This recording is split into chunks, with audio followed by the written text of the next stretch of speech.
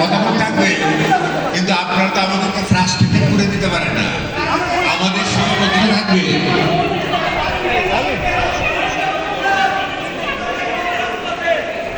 প্রিয় শিক্ষার্থীবৃন্দ, আমরা আপনাদের কথা শুনতে এসেছি, আপনারা বলবেন আমরা শুনবো। নির্বাচন কমিশন আপনাদের জন্য আপনাদের ভাষাগুলো আসলে আলোচনার মতো না স্যার, এটা আমরা মানব না, এটা স্যার আপনারা কথা বলবেন আমরা শুনবো।